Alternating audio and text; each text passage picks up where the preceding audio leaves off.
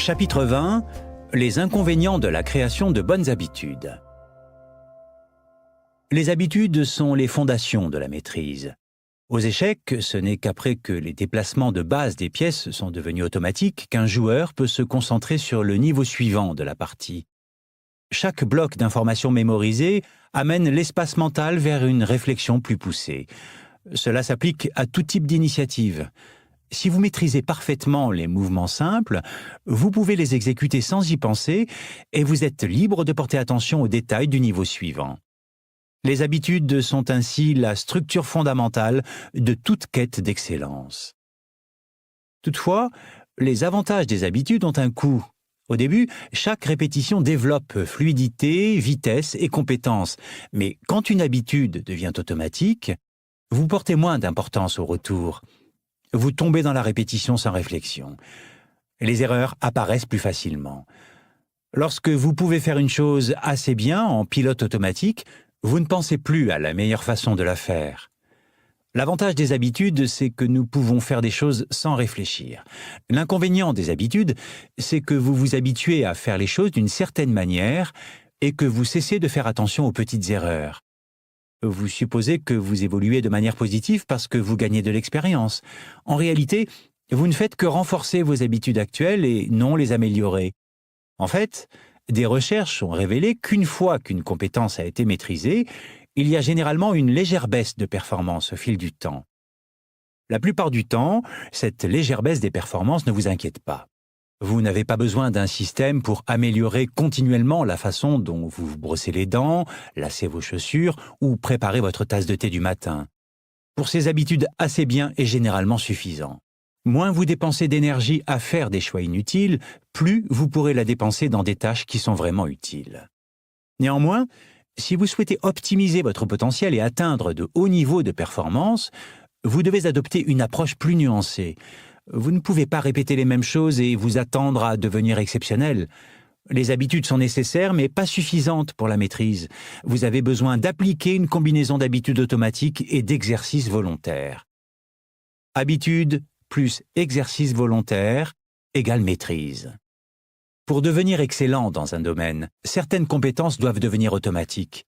Les basketteurs doivent être capables de dribbler sans réfléchir avant de pouvoir maîtriser les lay-ups avec leurs mains non dominantes. Les chirurgiens doivent répéter la première incision tellement de fois qu'ils pourraient le faire les yeux fermés. Ils peuvent ainsi se concentrer sur les centaines de paramètres qui sont susceptibles d'intervenir pendant une opération de chirurgie. Mais une fois que vous maîtrisez une habitude, vous devez revenir à la partie laborieuse du processus et commencer à construire l'habitude suivante.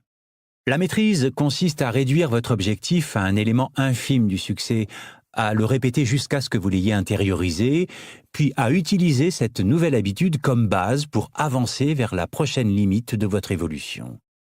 Les tâches anciennes deviennent plus faciles à mesure qu'on les répète, mais ça ne veut pas dire que tout est plus facile. Vous devez ensuite consacrer votre énergie au défi suivant. Chaque habitude ouvre la voie au niveau suivant de performance. C'est un cycle sans fin.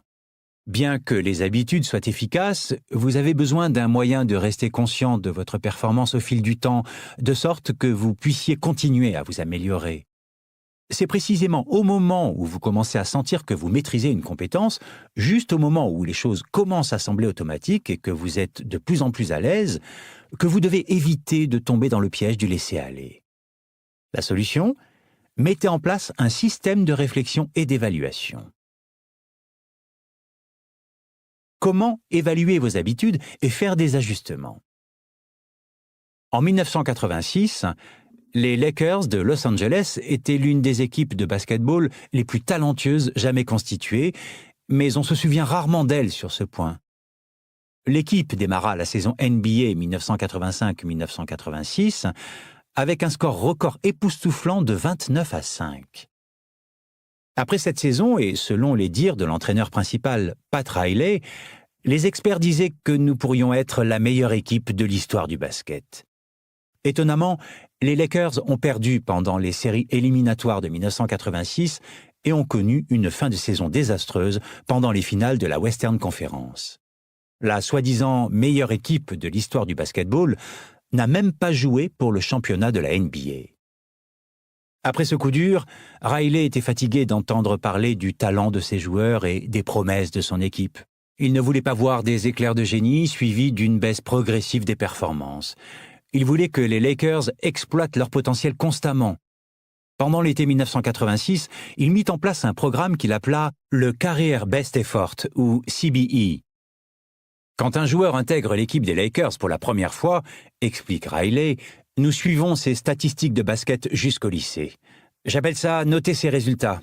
Nous cherchons un critère d'évaluation précis de ce qu'un joueur peut faire, puis nous l'intégrons dans notre programme pour l'équipe en nous basant sur le fait qu'il maintiendra et améliorera ensuite ses moyennes.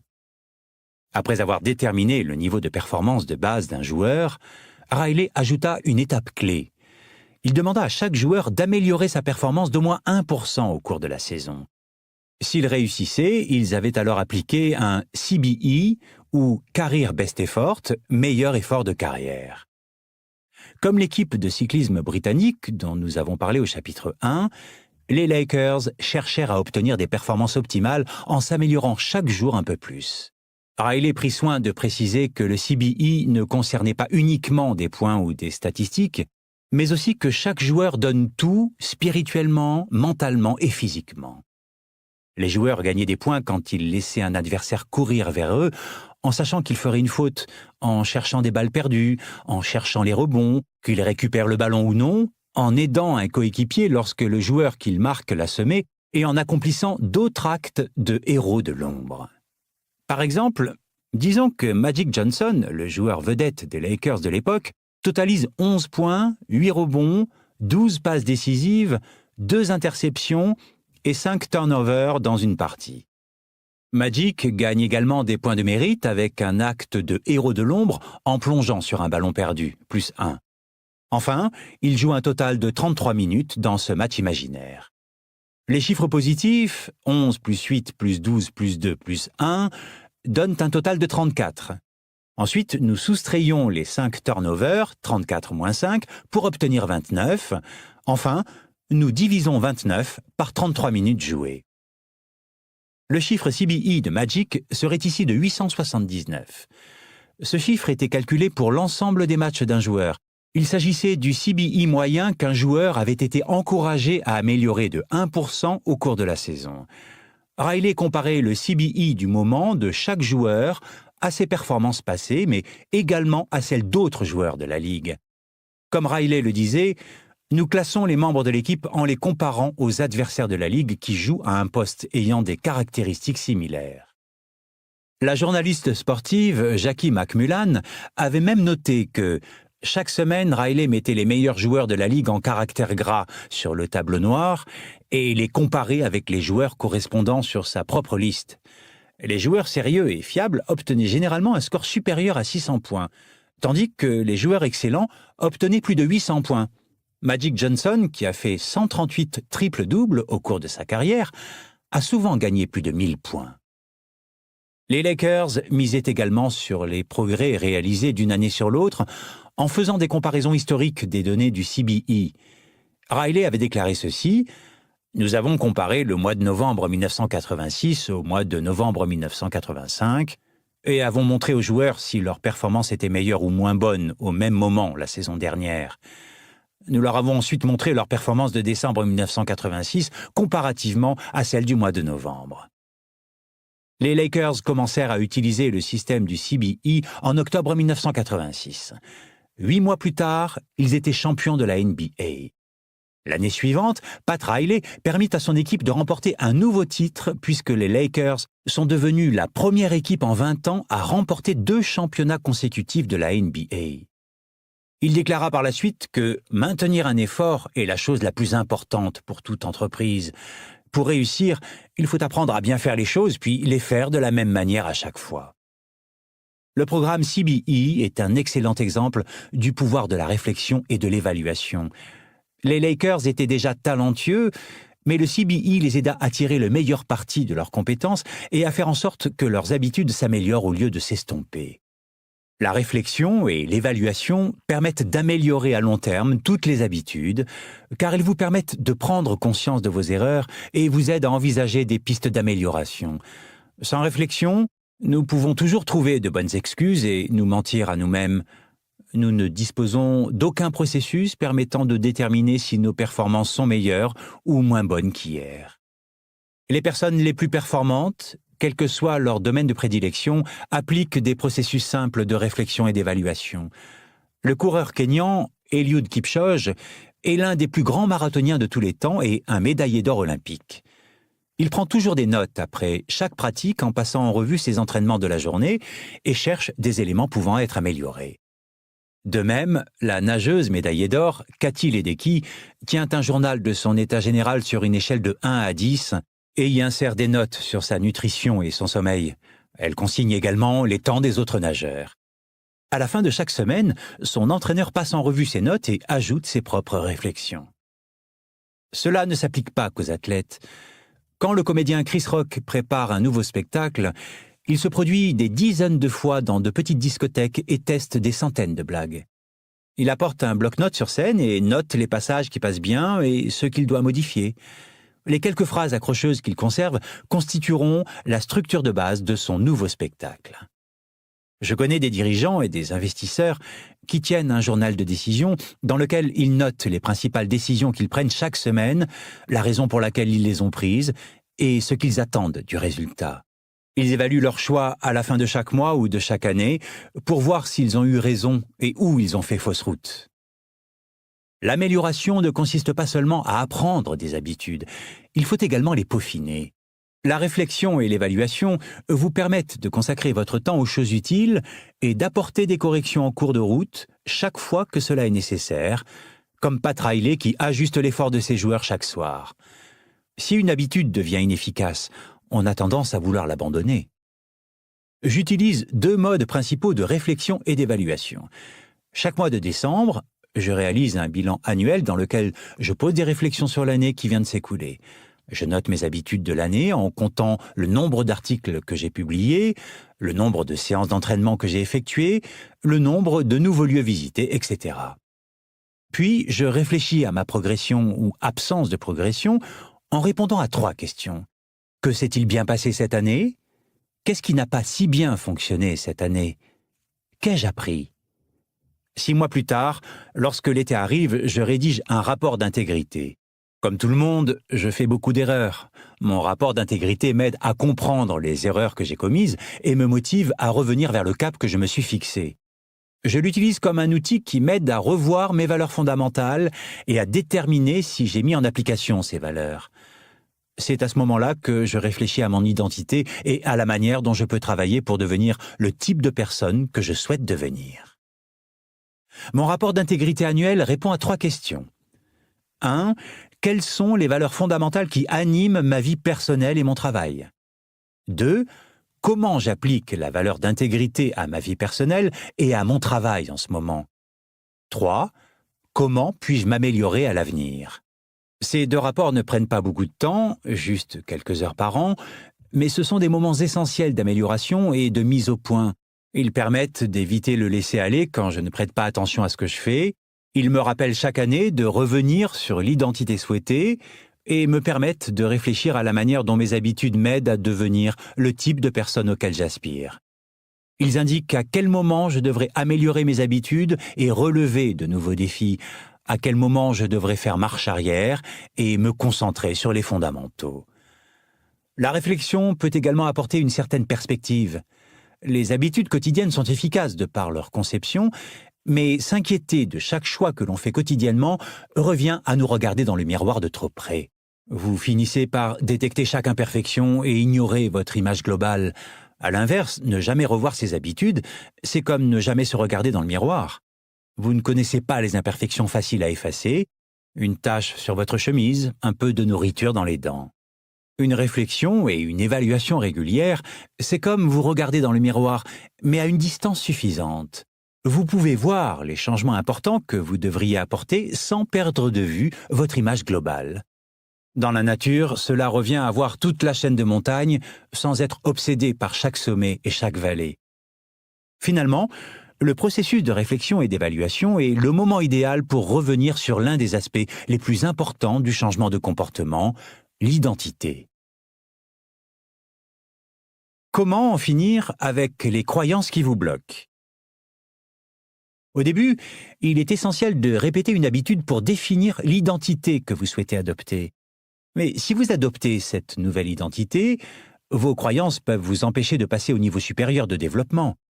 Si vous travaillez contre vos intérêts, votre identité crée une sorte de fierté qui vous encourage à nier vos points faibles et vous empêche de grandir véritablement. C'est l'un des plus grands inconvénients du processus de construction des habitudes. Plus une idée nous paraît sacrée, c'est-à-dire qu'elle est plus étroitement liée à notre identité, plus nous la défendons avec force contre la critique. On le constate dans tous les secteurs. L'instituteur qui ignore les méthodes d'enseignement novatrices et s'en tient à ces méthodes d'enseignement éprouvées. Le responsable expérimenté qui fait les choses à sa manière. Le chirurgien qui rejette les idées de ses plus jeunes collègues. Le groupe qui produit un premier album exceptionnel, puis reste bloqué sur le même style.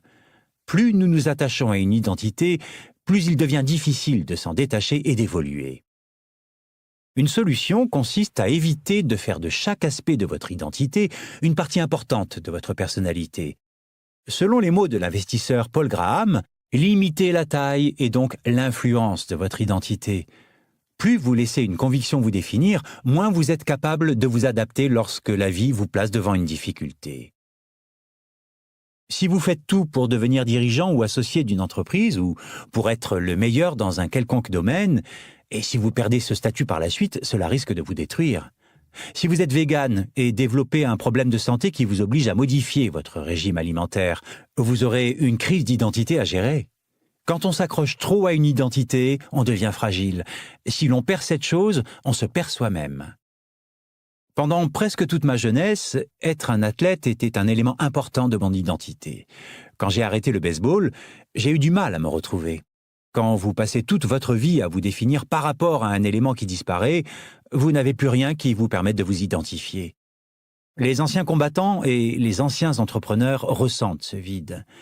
Si votre identité est totalement dépendante d'une conviction du type « je suis un grand soldat », que se passe-t-il lorsque votre carrière dans l'armée prend fin? De même, pour de nombreux entrepreneurs, leur identité s'apparente à « je suis le PDG » ou « je suis le fondateur ». Si vous avez passé chaque jour de votre vie à travailler pour votre entreprise, que ressentirez-vous après sa vente? Pour soulager ces pertes d'identité, essayez de vous redéfinir en conservant les aspects importants de votre identité, même si votre rôle change. Je suis un athlète se transforme en « je suis une personne qui a une force mentale importante et qui aime les efforts physiques ». Je suis un grand soldat se transforme en « je suis une personne disciplinée, fiable et un excellent élément dans une équipe ». Je suis le PDG se transforme en « je suis une personne qui bâtit et crée des choses ». Lorsqu'elle est choisie judicieusement, une identité peut être flexible plutôt que fragile. Comme l'eau contourne un obstacle, votre identité fonctionne en s'adaptant à l'environnement changeant plutôt qu'en luttant contre lui. La citation suivante du Tao Te Ching résume parfaitement les idées que nous venons d'aborder. Quand l'homme vient au monde, il est tendre et souple. Quand il meurt, il est raide et dur. Quand les arbres et les plantes naissent, ils sont souples et flexibles. Quand ils meurent, ils sont secs et cassants. Solidité et rigidité sont les compagnes de la mort.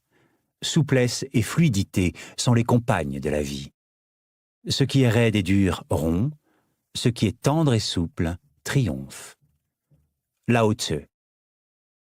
Les habitudes offrent de nombreux avantages, mais l'inconvénient, c'est qu'elles peuvent nous enfermer dans nos anciens schémas de réflexion et d'action, même lorsque le monde évolue autour de nous.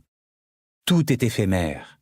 La vie change constamment. Vous devez donc vérifier régulièrement si vos anciennes habitudes et croyances vous sont encore utiles.